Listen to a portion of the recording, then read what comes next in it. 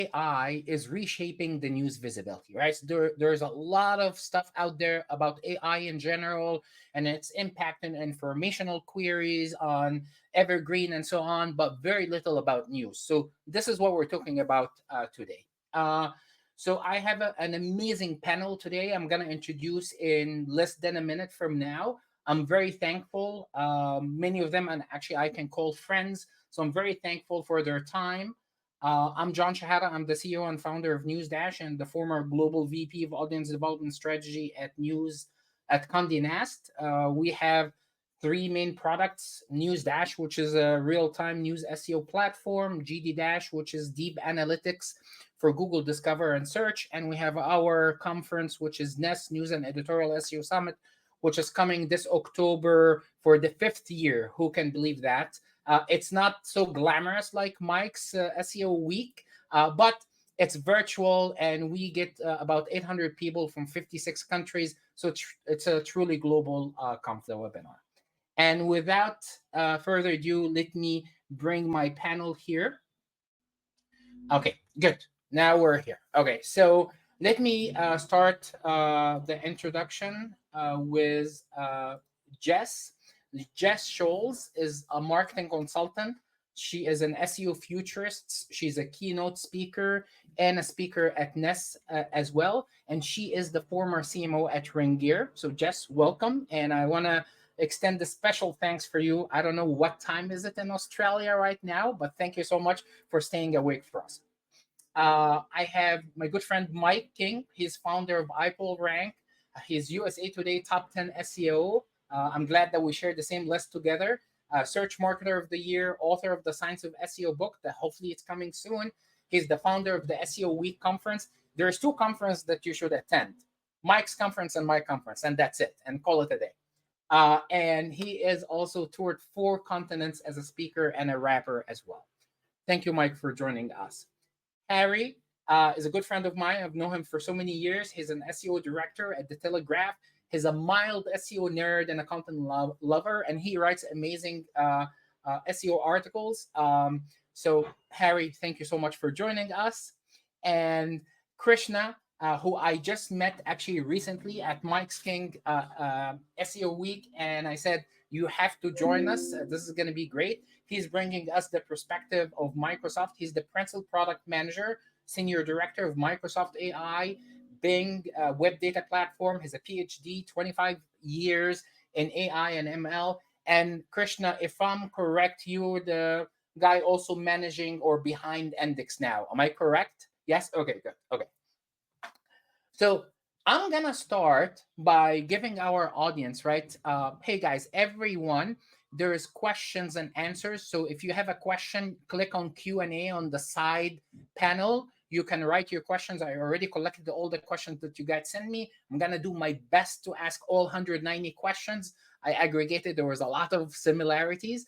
But if you have a question, feel free to drop it in the QA. Okay. Mike, I want to ask you, I'm going to start with you, Mike. And I want to ask you, in very layman's term, tell us what is going on, right? AI overviews, right? Like, I just read your recent article. It's amazing. I was telling the panelists about it. Set us up for this session, right? What's going on and why should we care? Yeah, so specifically for Google, they're going more in a what I would call like a conversational search direction, where one, you've got the AI overviews, which is showing up directly at the top of the search experience, and then you've got AI mode, which is more like a ChatGPT directly in Google. And it seems pretty obvious that they want to go more in that direction. Like I'd be shocked if a year from now that wasn't the primary version of Google. But what we're seeing here is that I guess the best way I can describe is that search rankings have gone from deterministic to probabilistic. And what I mean by that is, it used to be whatever you put in there came out the same on the other side. Whereas now with AI overviews and also AI mode, they're making a bunch of decisions about the content as they stitch it together to then give a response to the user. So the whole idea is that they're trying to answer your question as fast as possible. There's this paper that came out a few years ago from one of Google's researchers, one of the guys that's been around for search for a long time, a gentleman named Andre Broder. He talks about this idea of the Delphic cost of web search. And he basically said that the cognitive load for searching is way too high, where it's like you gotta, first convert your query into Orwellian newspeak, and then you gotta go through, 10 different pages, and then you have to look at featured snippets and all these other components. And if your information need is too complicated, you can't just do it in one search. So then you got to do a series of searches and then do the synthesis yourself. And so ultimately, what Google is trying to do is cut down on that dramatically and give you that direct answer. And they're not the only ones, of course. Bing Copilot was doing this for a lot longer. ChatGPT is, of course, doing this, Perplexity, and so on. But the whole point is that it's changing user behavior dramatically, and you can expect to see a lot less clicks from search as a result. Okay. Thank you so much, Mike. Krishna, I want to talk from Microsoft perspective, right? Can you explain to us? So Microsoft, I see Copilot. I see in Bing, sometimes you get the Bing answer or Microsoft answer. There is different treatment. I spotted like 2 or 3 different treatments of it. Can you tell us from a search engine perspective, when do search engines decide to display AI? That's the art of what search engines are trying to achieve these days. So the fundamental place where I will begin is that user intent matters more than ever before. And this is fundamentally what is changing in the game.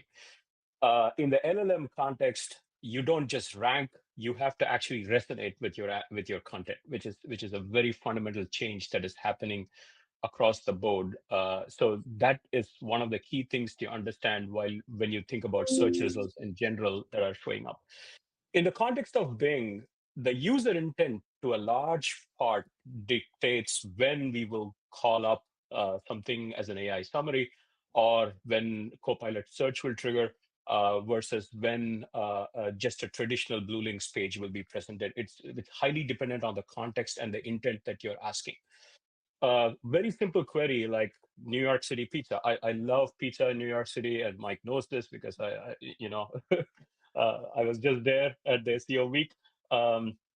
One of the key things to note is that for the same query, if you ask New York City pizza, depending on your intent and depending on the rest of your conversation, there is hyper personalization that is happening in the context of LLM now. So your search query is no longer just about what the semantic intent of the word is, but it's actually about the user intent getting mixed in to the fray. And so you will see different treatments trigger depending on what we feel is the user intent. And there are like lots of algorithms. It's not just one LLM trying to provide you with an answer. There's a whole bunch of series of LLMs and calls and queries that answer. There is SLMs that are working in the background. So it's essentially a cohesive decision that comes up in the search page itself. So Krishna, let me be a little bit more specific. So I went to Microsoft today, and it's similar in Google, and I searched for Donald Trump, and I got the news, the top stories, or the news box module in Microsoft and Bing on the top. When I changed my query to Donald Trump, latest news on Donald Trump, the treatment was different. I started getting actually summary, AI summary, right? This is what happened, and so on. And if I go back to your answer, like the intent of the user, how does this control the news, giving them the links to news or a summary of news? How do you decide that?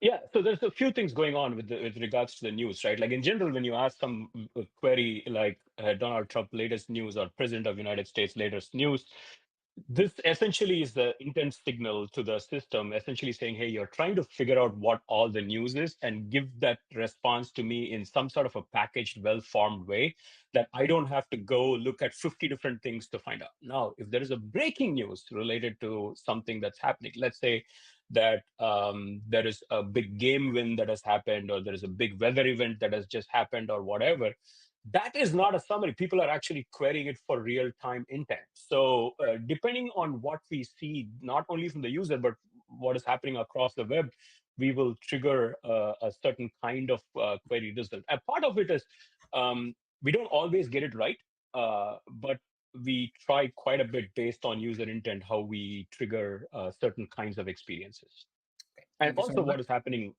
on the web at that point in time, right? Okay, thank you.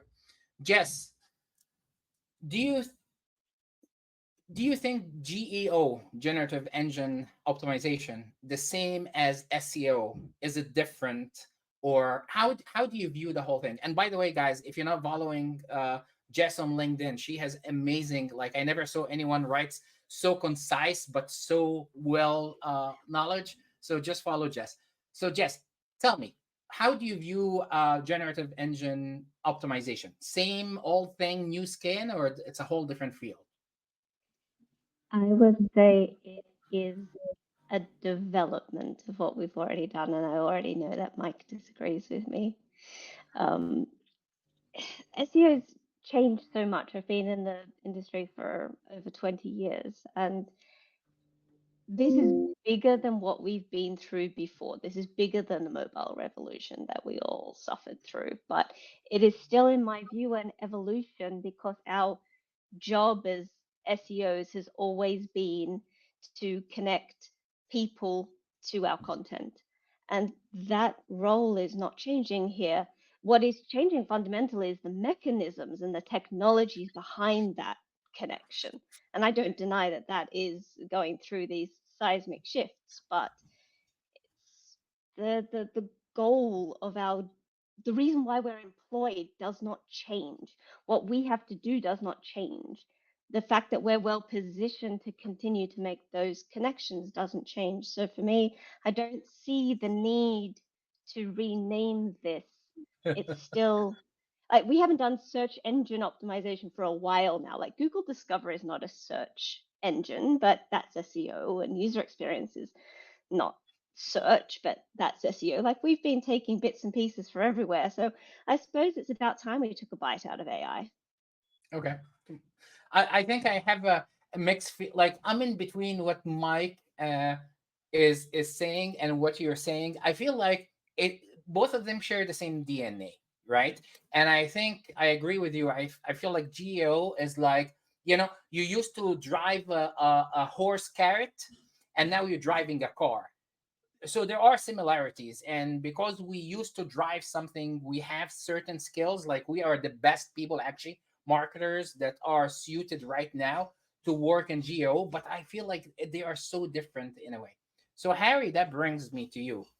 How news organizations see this whole new thing, right?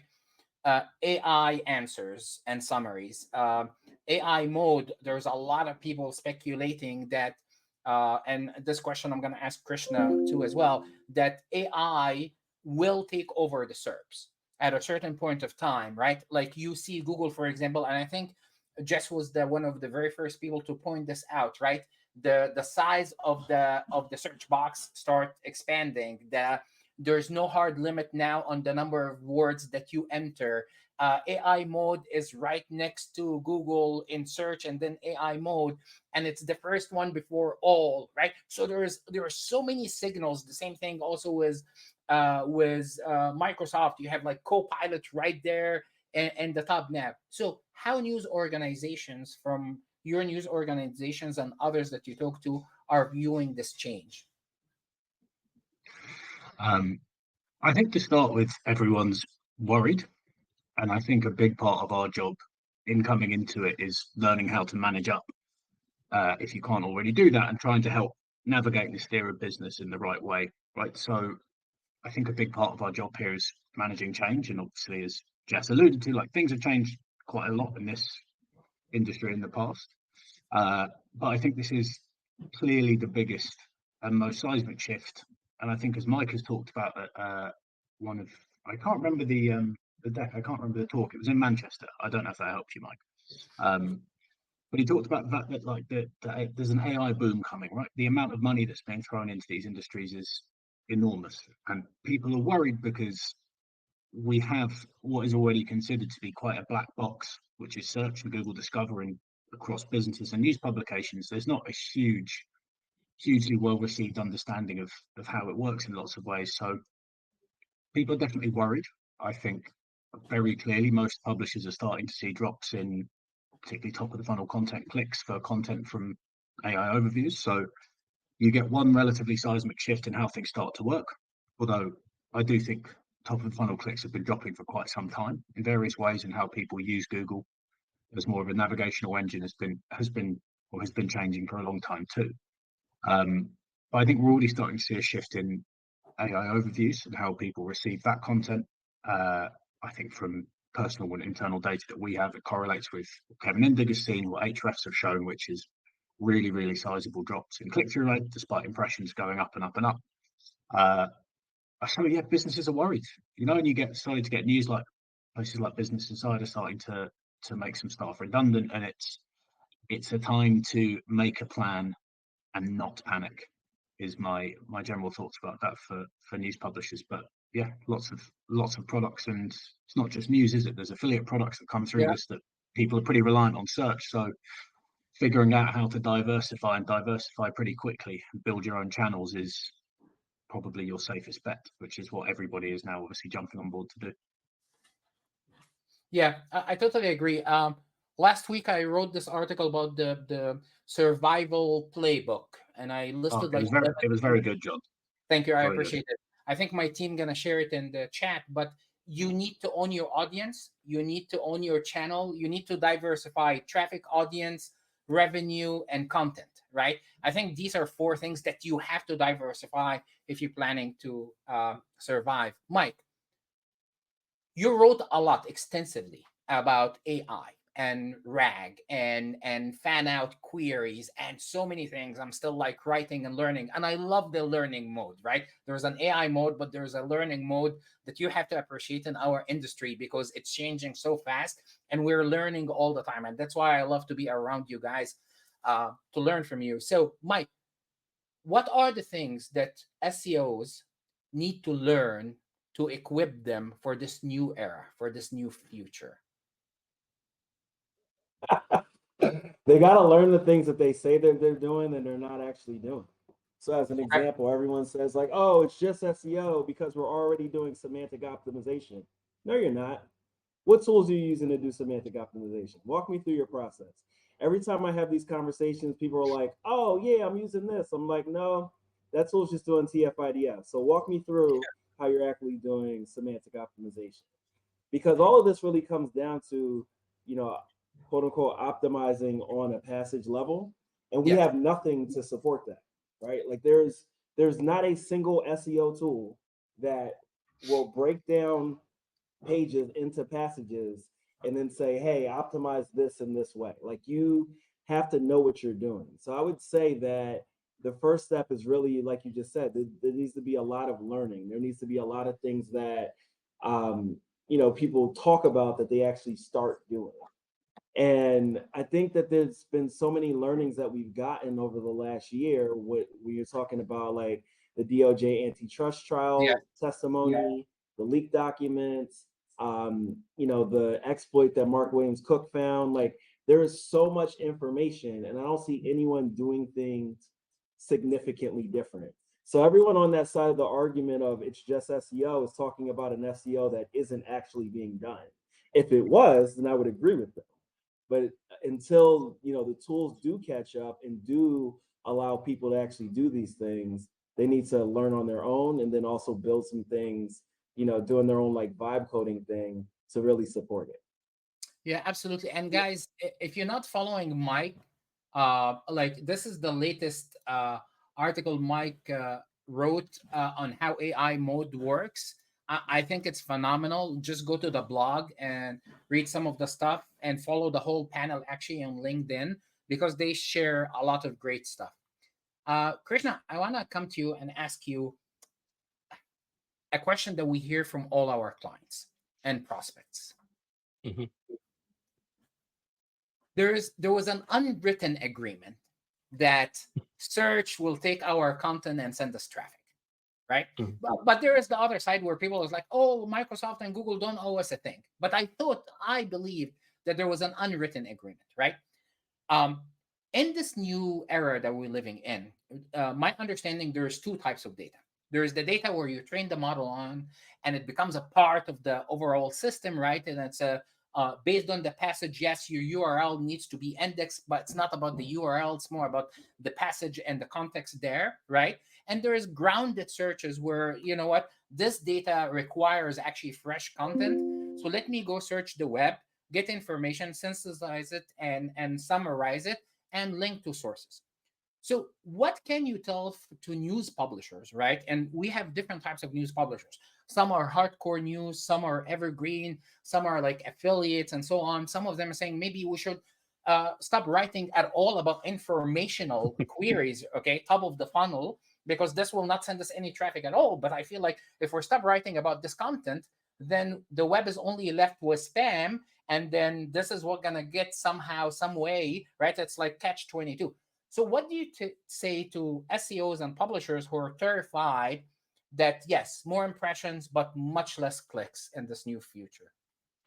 Yeah. So first of all, we completely understand the fear and the angst that the community is feeling, right? Like particularly as a product manager, me sitting at the forefront of driving some of these innovations, I get it. So it's not people look at the machinery and they think that there are no people behind it, but there are a lot of people behind it who actually think quite carefully about what is going on in the market. I'll start with that. Okay. The biggest difference in terms of content is that previously, any small piece of content, when it gets indexed, there was an expectation that it would get served up at some point. This notion of long tail was a very important thing that drove all of web search and how people were putting out content and how that was getting indexed. But now the narrative is around authenticity, about whether what you're providing is locally relevant, whether you are able to be a voice in the communities where you purport to be a voice in. And the big difference is that people are not just discovering news. These AI engines are understanding news intents. What are people trying to figure out when they find a news article? What are people trying to figure out when they look at a weather map, for example, right? People look up weather for all kinds of places. By the way, if you look at the query sets that come into Bing or Google or whatever, the number of people just looking up weather in some place is very, very high. But now the difference is we can better associate that with travel planning, and will point out that, hey, by the way, were you aware that there is a strike planned for the local railway system when you're planning to travel to that location? So it's not that content is not important, but content gets repositioned in the context of the larger narrative on why people are retrieving this information in the first place, right? Now, with the AI engines getting smarter and smarter, these are getting hyper personalized. So there is fear that what news I might find relevant is not what you might find relevant, right? So now you have one size fits all content that used to be very popular, and people would write these general things and frame it as information, but that notion of what information is fundamentally shifted, and that is what is triggering a lot of these questions. But I also want to talk about this idea of query fanning and why this is important, particularly for in the context of news. It's not a new thing, query fanning, right? Like, so we always did it. But what is new is the scale at which we are doing it now, and how AI actually makes it an intrinsic part of how relevance is calculated and how synthesis of knowledge happens, right? So when you think about all of this in the overall context of how, for example, I discover a news article and a piece of content that might come up from CNN or some other news organization, that is essentially part of this ensemble of decisions and intent discovery that is happening within search engines. That is fundamentally different, right? And it is way more powerful, and now we are able to track it a lot better. So yes, there is angst, but there is also a value for authentic, real content that is locally grounded, that is actually very valuable to communities that you serve, right? So the value of content has not changed. How people find that content and how people are using that content is now evolving to how people work with the content. Okay, thank you. Um, Jess, I want to talk about revenue a little bit. So we have this question, right? Any opinion about how affiliate sites will be affected by IA, right? So it's beyond this question, right? It's like revenue. Like you have been the CMO for Ringier for many years. You saw different revenue streams, and we know the majority of news organizations, unfortunately, dependent on display ads, right? A little bit maybe direct. Not a lot of them have like other revenue streams. Some are better than others. What is your advice in this new era? How news publishers tackle the revenue challenge? Diversification. So, CMO, this is something that I've been saying long before AI came along. Of yes, we will have banner ads on site, but it's a necessary evil. It was never something that our users particularly enjoyed. Well, if you can monetize your content through user subscription, you can monetize it through newsletters, you can monetize it through other channels, and no, they're not going to be that, okay, 80% of revenue was coming through banner ads previously level. But I think this diversification gives us a much more solid ground to actually stand on. And that applies to revenue streams, that applies to traffic streams, that applies to the journalist team that you have backing it. If you are overly dependent on one thing, if that thing gets kicked out from under you, you don't pass the bus principle. This might be an Australian thing, I don't know, but we have something called the bus rule. If a thing walks out on the street and gets hit by the bus, if the entire business then crumbles, well, you don't pass the bus rule. So this is what I would focus on. Make sure that your revenue streams can pass the bus rule, and then you won't be as reactive to these changes that are happening in the macroeconomic environment of news. You can take a pause and you can think of strategy and you can have a thought out approach to what do we do next, because you have that comfort of a little bit more lead time. And that's not an excuse to just sit back and see how it pans out and do nothing, but it gives you that breathing room that I think is so important in these sorts of situations where you don't want to overreact, but you also don't want to underreact. Yep. Thank you so much, Jess. Harry, should news organizations block LLM crawlers? Right. If you don't want to speak specifically about Telegraph, that's fine. But would love to hear if you can speak like how Telegraph is approaching this. If not, what's your view in general? Right? Should news organizations say, "Hey guys, no, you're taking our content, you're not paying for it, you're training your models," right? So there's two bots, right? One for like training the model, and one for like searches to uh, if it's grounded and stuff. What is the view of how news organizations should handle that? I think part of this comes back to what Jess has been talking about revenue and sustainability and how you can be profitable. And I don't think so. Whatever changes here with AI mode, AIOs, the advent of AI into sort of wider society and search, we're not just going to sit still as people who are like ingenuitive. We create things, we create different opportunities, and I think part of that revenue diversification is around things like, okay, can we sign deals with these people? And you're not going to sign a deal with any AI partner, AI supplier, LLM, anyone who wants your data for training, for language learning capabilities. You're not going to sign deals with them unless you're being quite punchy with your blocking rules and your access rights. So if you are sustainable enough, so us as an example, as a paywall publisher, if you're sustainable enough to be able to block bots, LLM traffic, and companies to try and generate a deal with them as a way of driving more revenue, then I think you should absolutely do it. I think it's a no-brainer. But you need to be able to be sustainable enough to survive without them in the short term, whether they drive much traffic for you or not. So I think the sort of toss-up is, can you afford to do it? If you can afford to do it, you're big enough and your brand is powerful enough or has a USP that means that, like Reddit is a broad example of the language learning capabilities of something like Reddit, where the data is pretty structured in terms of the the hierarchy of parent-child relationships of subreddits and Reddits. It's like that's a pretty structured way and environment for models to be able to train on your content. If you have something like that, communities within there that they can train, I think you need to be quite punchy with like even using it as a sales opportunity, because who knows how long some of these companies will be around in this kind of AI boom. Google's about to kick a lot of stuff off the map, right? So how much money and how much time have these companies got, and what chance have you got to strike a deal with them? probably by being punchy and doing it now, or sooner rather than later, which is broadly what we're now, as far as I'm aware, trying to do. So we block them at CDN level, pretty Oh, much you do? everyone, I think. Okay, cool. Yeah. Or sue them, right? So there's a lot of Or companies that are sue them. suing them, right? Which can give you some leverage as well. So it's like, do you have the data that they want to get? Can you like somehow work a deal with them and stuff like this? I totally agree with you. Mike, let's get to optimization. Okay. So this is the question is like, how do I get so we have two things, right? We have like Bing answers or AI overview, right? Or and you have the whole LLMs, right? ChatGPT, Perplexity, Gemini, Copilot, and so on. So I want an answer from you on these two levels.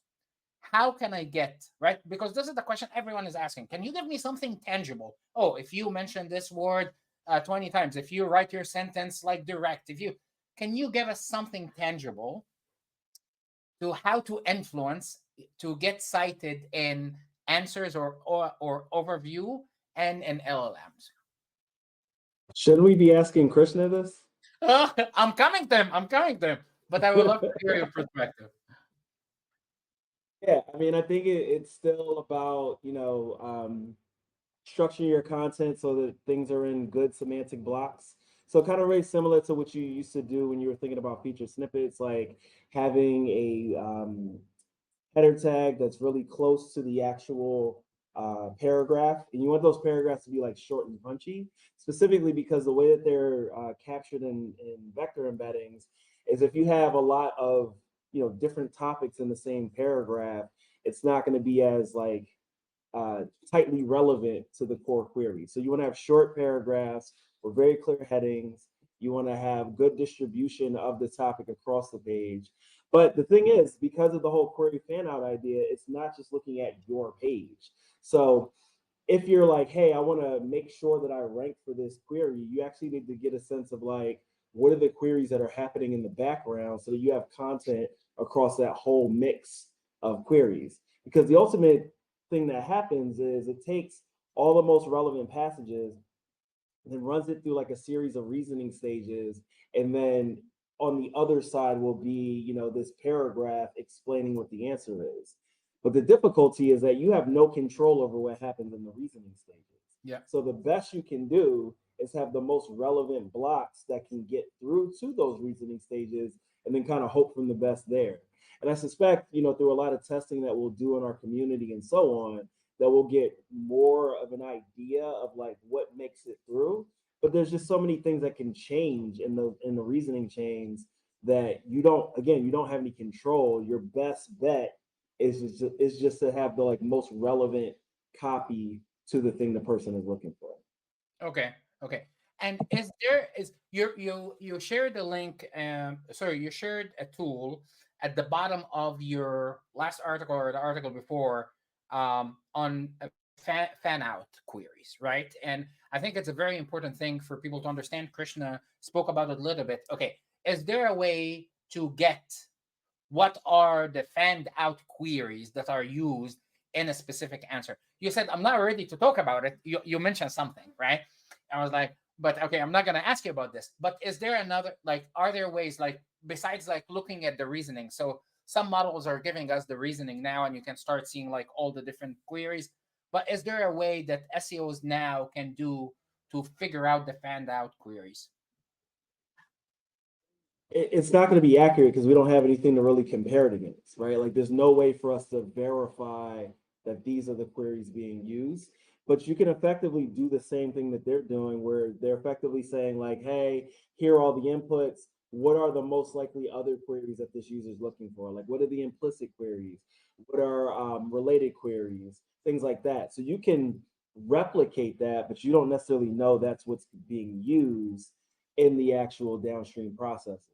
And so the idea is that you want to get a sense of like, what is it that someone is actually looking for and make sure that you're answering all of that.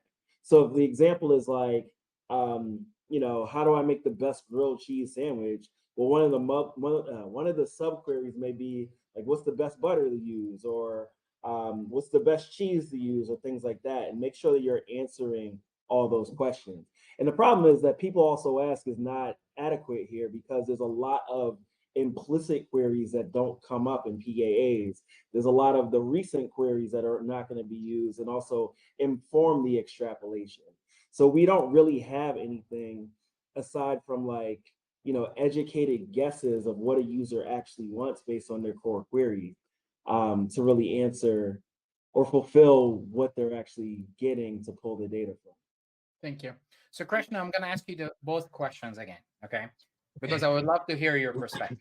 The first one, is there tangible ways, like we're not trying to spam, right? But it's a part Yeah. of what we do is like to optimize, to understand, to help our organizations, news organizations and clients and so on and so forth. Is there a way, different ways to optimize for Microsoft answers or Bing answers in the search results, right? Which is similar to AI overview, and to optimize for Copilot? And then can you Yeah. talk about the fan out queries? Is there a way for us to understand, right? We don't have access to what you guys have, but I imagine, oh, look at maybe Bing Central or Microsoft Central, and you look at the questions that people ask about this article. Like, is there tangible ways for us to figure out or understand some of the fan out queries? Okay, so two questions. Let me take the first one first, because it's a question of how do I write for AI content in such a way that it'll actually surface the right content that I'm most interested in. By the way, if you start by repeating a word like 20 times or 50 times on a page, that's a surefire way to lose the fight before even you start it, because we will immediately mark that as either spam or junk, because that's called page stuffing, and I think everybody knows that that's not a good strategy, right? Yeah. But in the context of news, people come to news sites for clear factual evidence and for clear reporting, clear-eyed reporting, right? So anything that leads with very clear factual evidence, names, events in the first paragraph or so, will actually be super helpful, because LLMs look for that kind of content as a sign of authority, because you're actually reporting, right? So the other thing is to think about how AI models could potentially digest your writing in terms of the semantic content that you're providing. So clear, structured writing. It For news organizations, this is not anything new. I mean, you guys have been doing this for eons right now, right? Like clear leads, clear sentences, clear evidence, true, authentic reporting. So all of the components that make up authentic, clean, good fashion journalism would actually help news sites, because that's kind of what LLMs are looking for when there is a news intent being detected, right?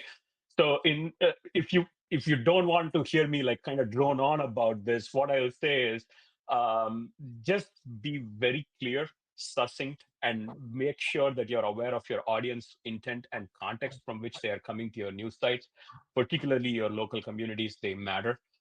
So please think about it, because LLMs are very good at this geo thing, whether you think it's new or not. The context of where the search is happening, your intent has already traveled to the locale before even the person has traveled there. So just be aware of this, right? So that is one thing. In terms of understanding query fanning, look, I mean, the way AI models reason is in some cases very probable, in most cases very probabilistic, right? Like, so this is the trick with understanding how you should write for it. For example, one way to observe how your content is actually doing is to just take the content, paste it into your favorite chat interface, and ask it like, hey, if I were to do a query fanning on this, what would it look like, right? Like, just take a look and ask it for the reasoning logic. Particularly with Copilot now, you can ask it to think deeper, and there is a whole bunch of features that allow you to reason on top of your content. Observe the meta stream that flows by, right? Like, I need to tell you, hey, I'm looking for information here. I'm now looking for these sources. I'm looking for relevance here. Now, there are tools that are starting to do this in a much more systematic way. But observation of what happens with your content is a really big thing. Now, I do give you the point that you cannot observe everything that's going on in the world, but the LLM is. The query, when you ask it to reason on top of something, the context is, the model is aware, because of all the grounding that happens, as to when something is being asked globally. What are all the intents with which people are asking? So it is aware. So observe your own meta streams that come up when you interact with an LLM for any given article. Take any article, paste it in there, and say, what do you understand from what, hopefully you will do it on your own content, not somebody else's content. But so that is one way to observe this. It may look like a black box, but it's really not. It's very mathematical at the end. So those who have the math and who understand how to think about content in terms of math chunks will win, right? Yeah, that's very good. Thank you. I appreciate it. Jess, okay. I want to talk to you about continuous the optimization, right? So we have the hardcore news, but we have like affiliate content, top of the funnel informational, and so on. What would be your recommendations for these types of content? So I think recognizing that there are a multitude of surfaces. And if you're going to be struggling to get that content visibility because of AI mode or AI overviews, well, then how could you rejig it, update the title, change it around a little bit? Can that have a life in Discover? So that's the first place I'll be looking for. Can this actually go out through social surfaces? Can you go multimodal? Can you get visibility for this content as shorts on YouTube or as a long-term video or as a podcast? Like, what else can you do with this idea? Because just because Google or Microsoft is answering the query directly on their surface doesn't mean everywhere else is as well. I think especially video is still a great place for evergreen content, particularly because when we look at the sources that AI mode, AI overviews, these large language models are pulling on, they want to pull in videos. So you can still get that surface. You just don't think always I have to do it with text. There's many other ways to get that visibility. If you really say, no, I'm gunning with text, I do not have a video team, that's not an option for me. If you're not getting the citation, go and do a series of these queries. Do your own query fan out. See who is getting cited. See what they are citing and see what you are missing in yours, because you can observe what is working for other platforms.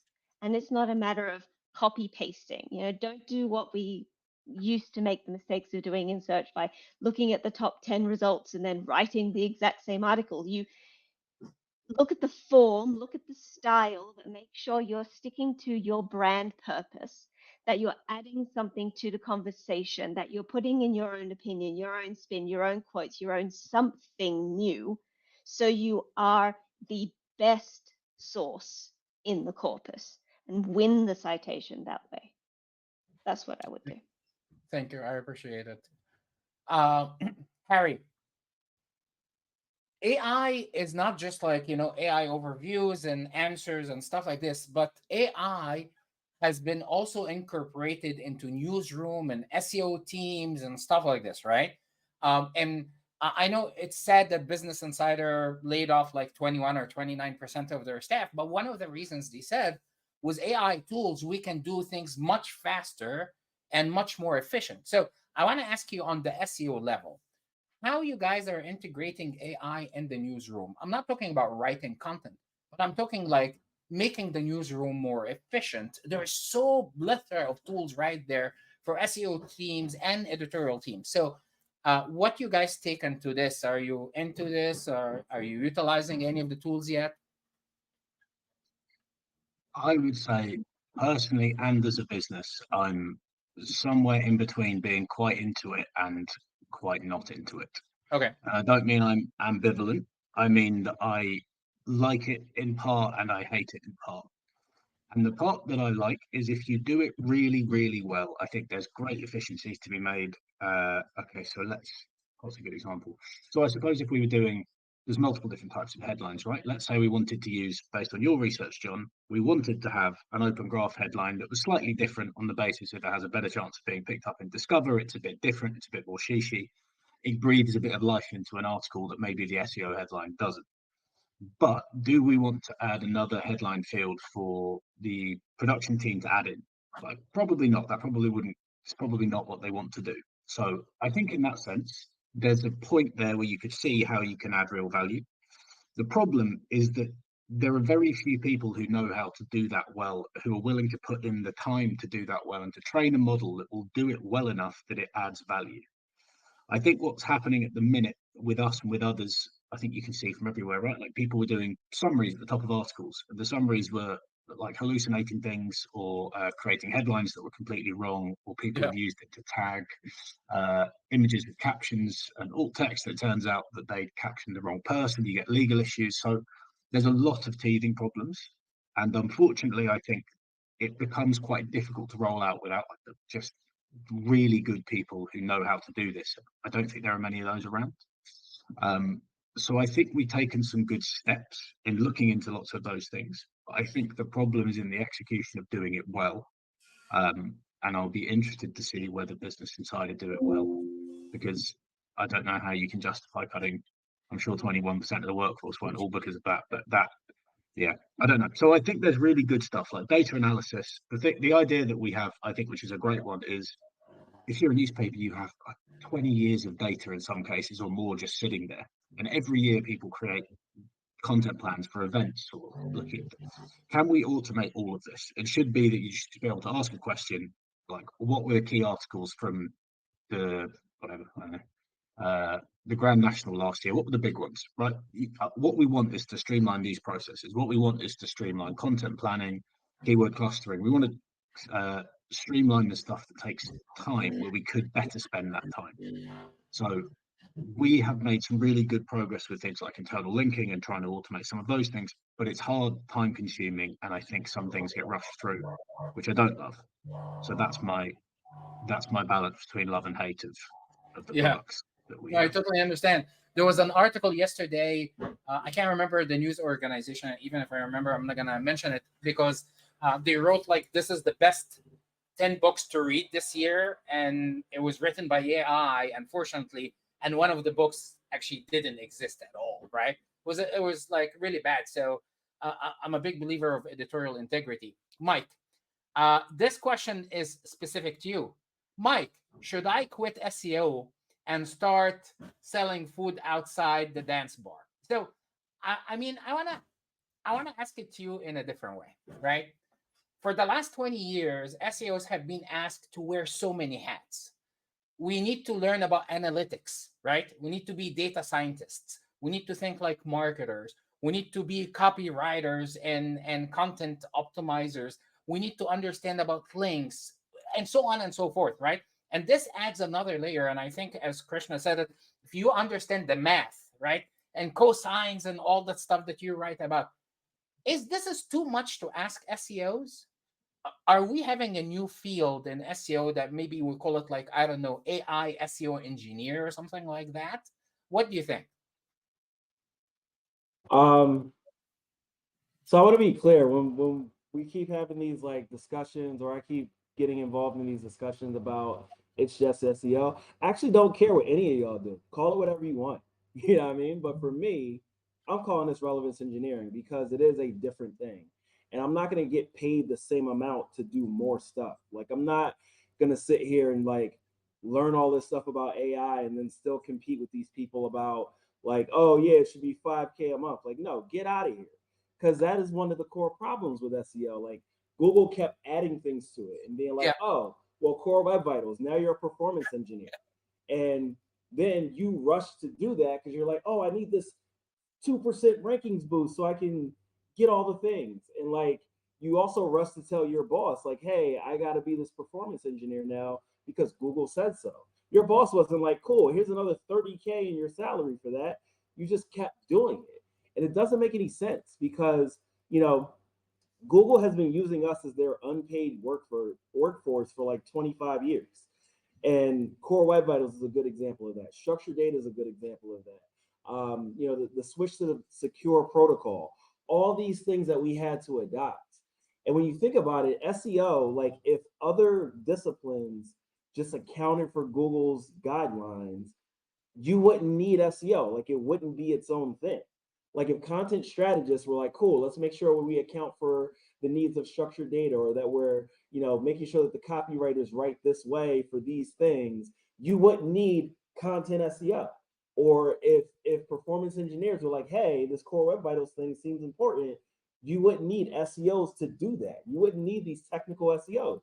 So it's like where this industry that has no like perimeters around it, and we just keep adopting more things, not to our benefit, right? Like, because when you think about it, one of the biggest problems, one of the biggest things that has put us in this place was that the people that started SEO are like, oh yeah, that's just free traffic. Well, we're not the only algorithmically driven visibility channel that functions off of content. There's also social media.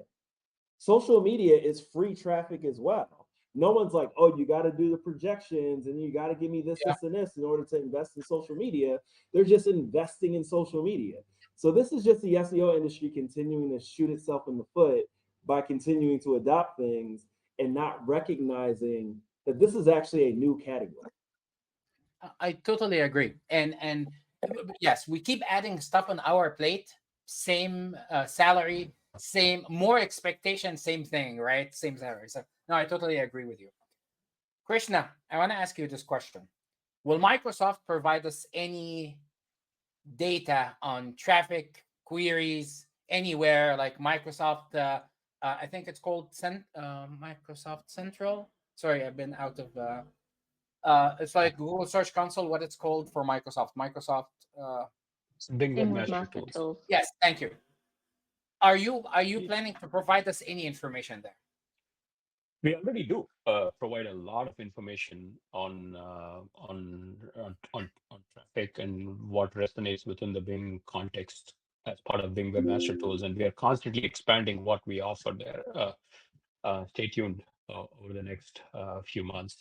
The thing is, like, we are very interested in building transparency into the system, right? Like, so we want to provide this information. The thing that people have to understand is whatever volume of data you think you're handling, it is a billion times more that we have to actually go through and provide and provision for every individual site that comes and Yeah. asks us this. So there is a challenge of scale, and we work on it constantly. And in Bing Webmaster Tools, please stay tuned over the next few months. We will be rolling out a lot more, and it'll be aimed at providing more transparency into the system.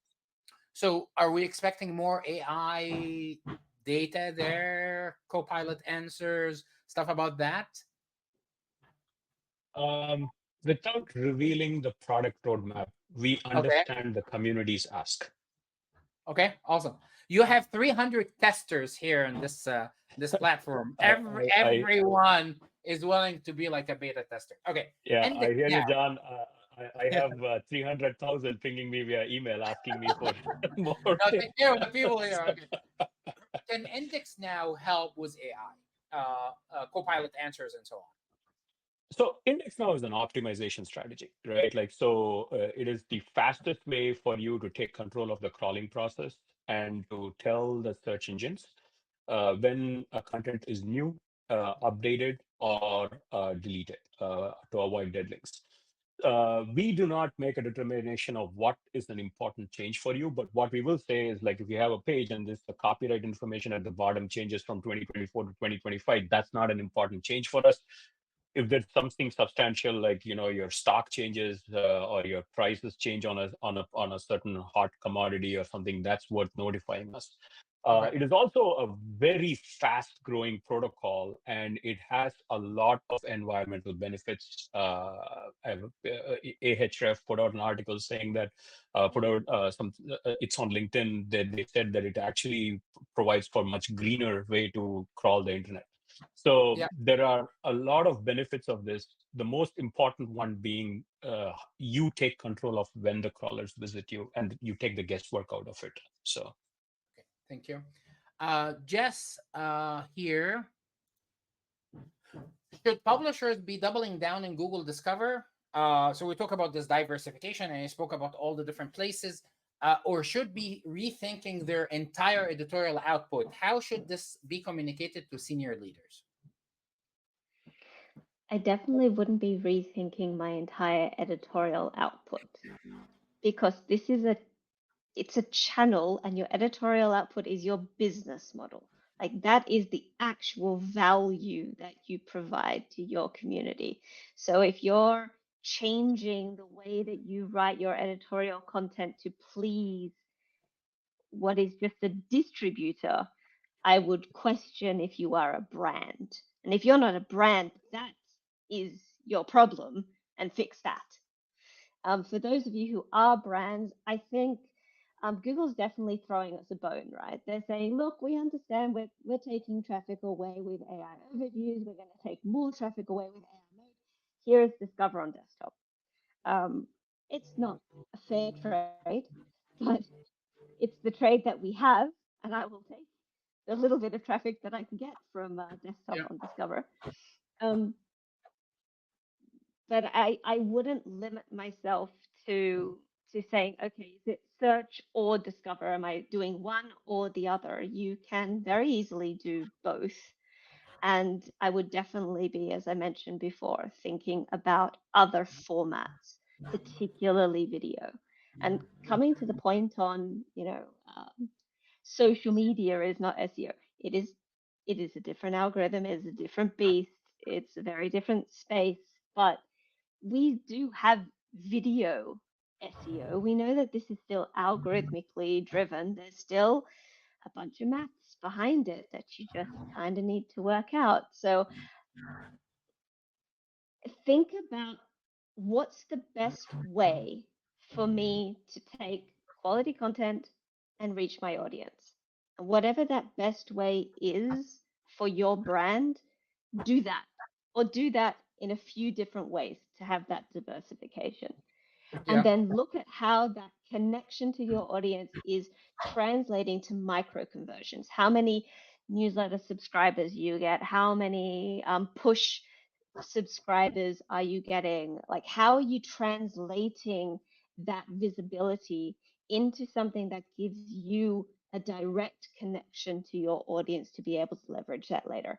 And if you're getting millions of visits from Discover, and that's not translating into any micro conversions, what is the value of that reach for your brand? How is that helping you become a strong, independent brand?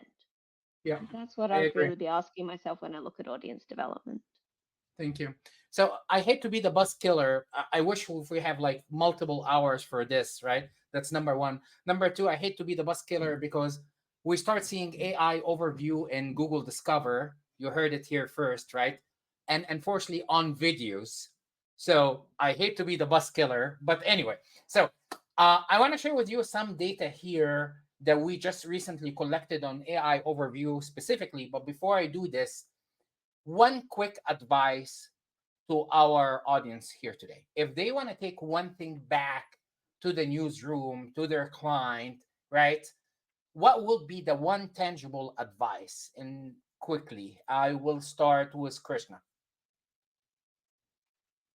Serve your customer. That is the number one thing that I can tell you. AI, no AI, SEO, no SEO, it all is only as relevant as your customer and how much they care about your content.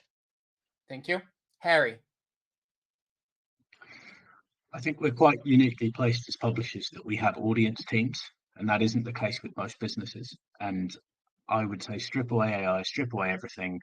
SEO has probably been too good for too long. It's been too easy to generate clicks.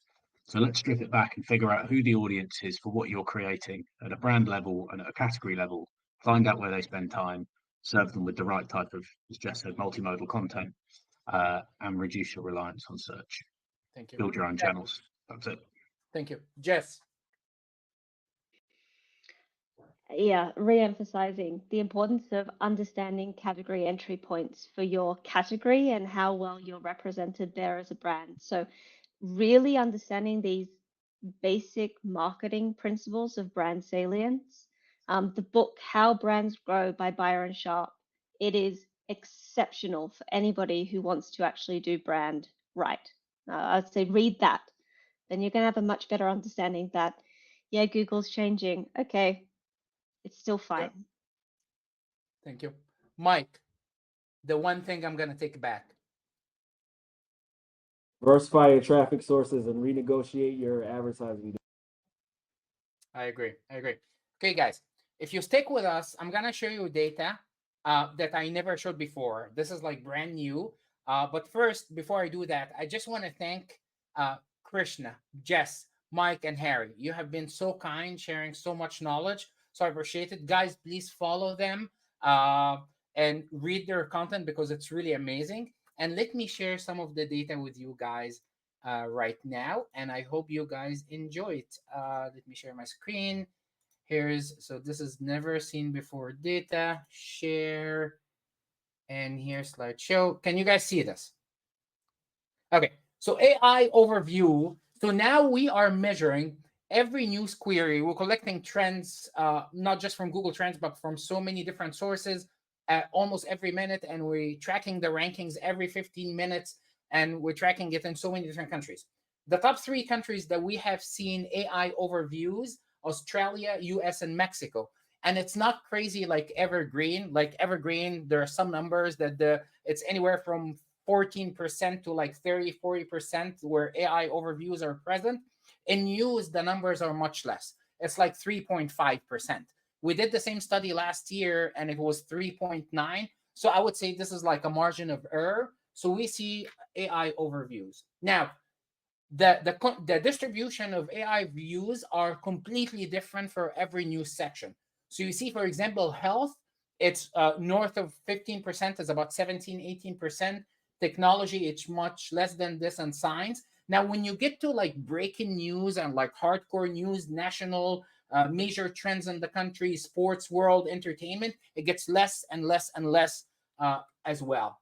Now, when you look at other, like, if you go to like sections or news sections, niche sites that, hey, we only write about like, travel or iPhones or like rewards points and stuff like this, it's completely different story. So if you are medicine or pharmaceutical publication, 60% of all the queries that are newsy for you are triggered by AI overview, right? US rewards, right? Rewards, air travel, and stuff like this, it's almost like 35% and so on. So it's different, drastically different from one niche to the next.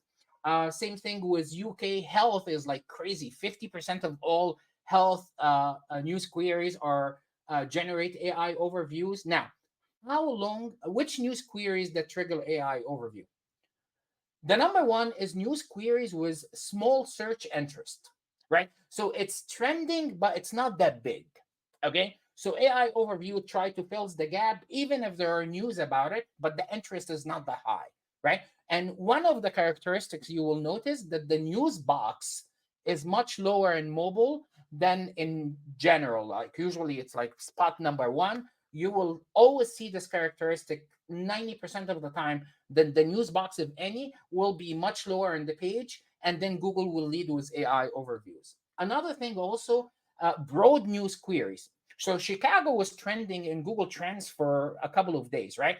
A lot was happening there. And I was like, oh, Google Chicago is trending. If you're optimizing for a broad news term without specific qualifiers, you're not winning much. So here, when you put the word Chicago, and this is what Google Trend is recommending, like Chicago is trending, you will get the AI overview. So always keep your mind on like what are the qualifiers. Chicago what? Chicago shooting, Chicago festival, what it is. And my team will share all these recommendations and the different news queries in the chat right now. I wrote this article for you guys specifically yesterday.